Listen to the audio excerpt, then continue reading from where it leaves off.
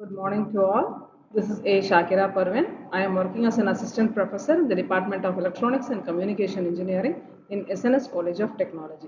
So now let me see about a topic dispersion and its losses, which comes under the subject optical and microwave engineering and under the unit optical communication. So let me see. So what is dispersion first, right? So dispersion is nothing but it is an error which occurs while transmitting an information from one place to another, right? So that dispersion, that interference should be avoided, right? So dispersion might be two types in optical communication: intramodal dispersion and intermodal dispersion, right? So the dispersion can cause that the optical pulses to broaden as they travel along a fiber. Then it overlap between the neighboring pulses, right? So that overlapping should be reduced to avoid the dispersion, right? So these are the types of dispersion: intermodal dispersion and intramodal dispersion. So different modes propagate at different group velocities, that is said to be intermodal dispersion. And we'll coming to intramodal dispersion, is otherwise termed to be chromatic dispersion. So it consists of three types: material dispersion, waveguide dispersion and polarization mode dispersion, right? So the index of refraction of the medium changes with wavelength is said to be the material dispersion. According to the material, it may vary. And waveguide dispersion, the index change across waveguide means that different wavelengths and will be having different delays, right? So different wavelengths will be having different delays. That is said to be the waveguide dispersion. And if the waveguide is a birefringent, then it is said to be the polarization mode dispersion. And this is the dispersion effect in optical fiber. So in intermodal dispersion, so here the dispersion will be more due to intermodal dispersion. So in a multimode fiber, different modes will travel at different velocities. So if a pulse is constituted from different modes, then the intermodal dispersion may occur. So while comparing to the dispersion level between intermodal and intramodal, intermodal dispersion will be having much is having much role of a dispersion in intermodal while compared to intramodal dispersion. And this is the dispersion effect in optical fiber. So here the chromatic dispersion. So first is about the waveguide dispersion. So this is due to the dispersive nature of the bound medium. So in a bound medium like the optical fiber, the velocity is a function of frequency, and the dispersion phase shifts for a wave in a waveguide differ from those which the wave would experience in the homogeneous medium.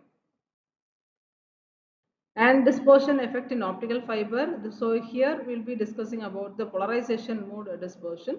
So here is it is due to the unequal velocities of two orthogonal states of polarization, that is polarization mode dispersion, PMD. So this puts the ultimate restriction on the data rate on the long haul single mode optical fiber. So the pulse slowly broadens due to the statistical fluctuation of the velocities of the two orthogonal polarizations, right? So here, due to the orthogonal polarizations, it will be getting broadening and it will be overlapping with the nearby signal. That's lead to the polarization mode dispersion.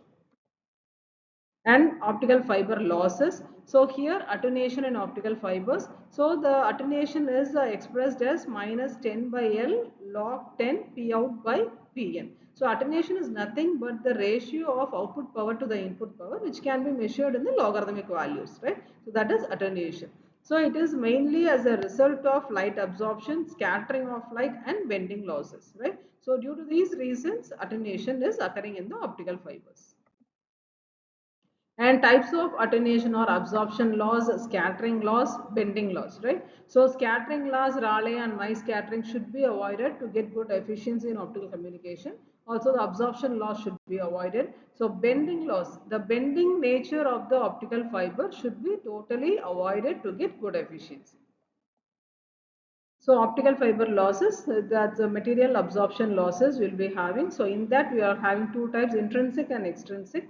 So it is intrinsic is caused by the interaction with one or more of the components of the glass, whereas extrinsic absorption is caused by the impurities within the glass. and this is the bending loss. So in bending loss we'll be having two types, micro bending and macro bending. So micro bending loss are caused by the small discontinuities or imperfections in the fiber. So the first diagram, so if there are any imperfections in the fiber which leads to the micro bending losses. So whereas macro bending loss means it is not occurring in the fiber itself, it is due to the manner. So if we bend the optical fiber, which leads to the macro bend loss, right? So the bending should not occur. So even it is not possible, the bending should be much more lesser. When the number of bending is more, then the efficiency will be totally reduced, right? So try to avoid the bending loss in the optical fibers. And this is the summary mind map. So what we have discussed in this video, that is mind map together in this slide. So hope you all understand about the concept of losses, why losses occurs, how to avoid the losses. So all these you have understand, I hope so. So thank you for watching. Thank you.